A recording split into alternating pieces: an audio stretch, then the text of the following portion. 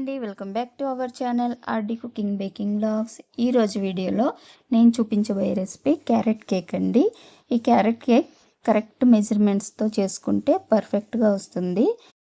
Recipe చూసే ముందు మీ అందరితో ఒక రిక్వెస్ట్ అండి, మన ఛానల్ని ఎవరైనా సబ్స్క్రైబ్ చేసుకొని వాళ్ళు ఉంటే సబ్స్క్రైబ్ చేసుకోండి. అలాగే వీడియో అంతా చూసిన తర్వాత వీడియో నచ్చితే ఒక లైక్ అయితే ఇవ్వండి. ఇప్పుడు వీడియోలోకి వెళ్ళి దీని ప్రాసెస్ అయితే చూసేద్దాం. ఇక్కడ నేను ఒక ప్లేట్ తీసుకొని ఇందులో జల్లెడ పెట్టుకున్నాను. ఇప్పుడు మైదానైతే తీసుకుంటున్నాను. మైదా 1 కప్పు అయితే తీసుకుంటున్నాను. నేను 1/2 kg కేక్ వరకు అయితే చేస్తున్నాను. మైదాని ఇలా కప్కి ఫుల్గా తీసుకోకుండా ఇలా లెవెల్ చేసి తీసుకోవాలి.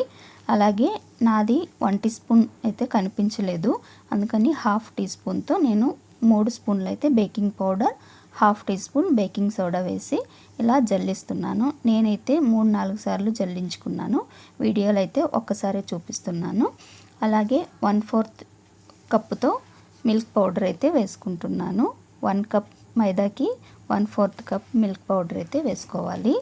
ఇప్పుడు ఇది కూడా ఒకసారి జల్లించి ఇప్పుడు ఇది పక్కన పెట్టేసి ఒక మిక్సీ జార్ తీసుకొని మిక్సీ జార్లో పంచదార, పాలు, అలాగే ఆయిల్ వేసి మిక్సీ పట్టుకోవాలి. వెట్ ఇంగ్రీడియంట్స్ అన్నీ ఇలా మిక్సీ జార్లో వేసుకొని గ్రైండ్ చేసుకుంటే కేక్ అనేది ఫ్లఫీగా బాగా వస్తుంది. ఇప్పుడు నేను మిక్సీ జార్లో 1 కప్ పౌడర్ షుగర్ అయితే వేసుకున్నాను. అలాగే 1/2 కప్ ఇంకా 1/4 కప్తో పాలైతే పోసుకున్నాను. తర్వాత 1/4 కప్పు ఆయిల్ వేసుకున్నాను, సన్ఫ్లవర్ ఆయిల్. మీకు స్వీట్ తక్కువ కావాలి అనుకుంటే 3/4 కప్పు వరకు షుగర్ పౌడర్ అయితే తీసుకోండి. నేనైతే ఇక్కడ 1 కప్ అయితే తీసుకున్నాను షుగర్ పౌడర్ని.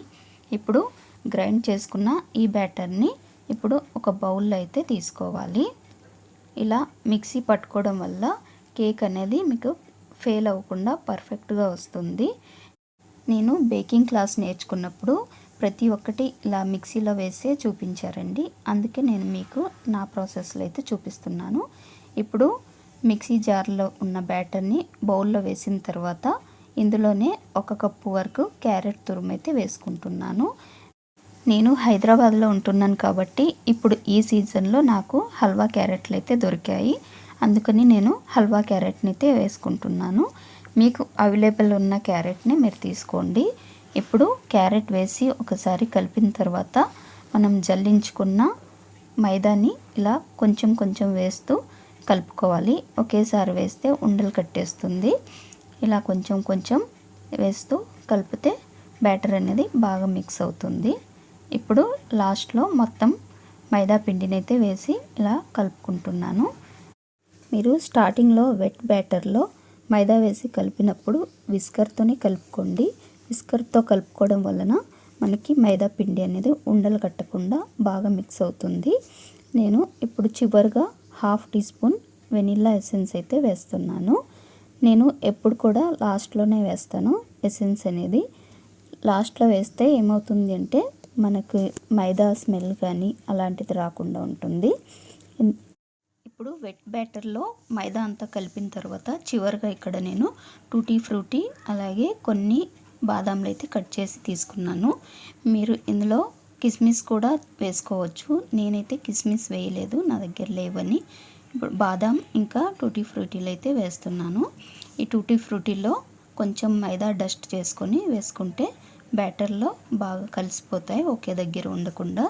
నేనైతే 1/4 కప్తో 1/2 కప్ వరకు బాదాం ఇంకా టూటీ ఫ్రూటీలు అయితే తీసుకున్నాను.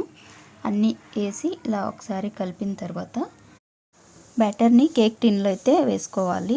నేనైతే ఇక్కడ ముందే రెడీ చేసి పెట్టుకున్నాను. కేక్ టిన్లో బటర్ పేపర్ వేసి పెట్టుకున్నాను. ఇందులో అయితే ఇప్పుడు ఈ కలిపిన బ్యాటర్ని ఇందులో వేస్తున్నాను. అంతా బ్యాటర్ వేసిన తర్వాత పైనుంచి మిగిలిన టూటీ ఫ్రూటీ ఇంకా బాదాం కూడా వేసుకోవాలి. చాలామంది కేక్ బ్యాటర్ అంతా కేక్ టిన్లో వేసిన తర్వాత టపా టపా కొట్టేస్తుంటారు. అంత కొట్టాల్సిన అవసరమే లేదు. మనం బ్యాటర్ వేసినాక టిన్నులో ఒక నైఫ్తో అయినా ఇలా స్పాచులాతో అయినా కొంచెం అలా పైపైన అలా కలిపితే సరిపోతుంది. ఎయిర్ బబుల్స్ ఫామ్ అవ్వకుండా ఉంటాయి. ఇదిగోండి కేక్ బ్యాటర్ అయితే కేక్ టిన్లో వేసి నేను 160 డిగ్రీస్లో 20 మినిట్స్ కోసం అయితే ఓవెన్లో బేక్ చేసుకున్నాను. బేక్ ఆప్షన్లో పెట్టుకొని కేక్ అయితే ఇలా వచ్చిందండి. మీరు కూడా నేను చెప్పినట్టు ఫాలో అవుతే మీకు కేక్ ఫెయిల్ అవ్వకుండా కరెక్ట్గా వస్తుంది. ఇప్పుడు ఈ కేక్ని అయితే కట్ చేసి చూపిస్తాను చూడండి. ఈ కేక్ని నేను చెప్పినట్టుగా చేసి చూడండి, మీకు కూడా ఖచ్చితంగా పర్ఫెక్ట్గా వస్తుంది. ఈ కేక్ మీకు ఎలా అనిపించిందో కామెంట్లో చెప్పండి. అలాగే ఈ వీడియో కనుక మీకు నచ్చినట్టయితే వీడియోని ఒక లైక్ చేయండి. మీరు లైక్ చేయడం వల్ల వీడియో మరికొంతమందికి రీచ్ అవుతుంది. మరో వీడియోలో మళ్ళీ కలుద్దాం. Thanks for watching.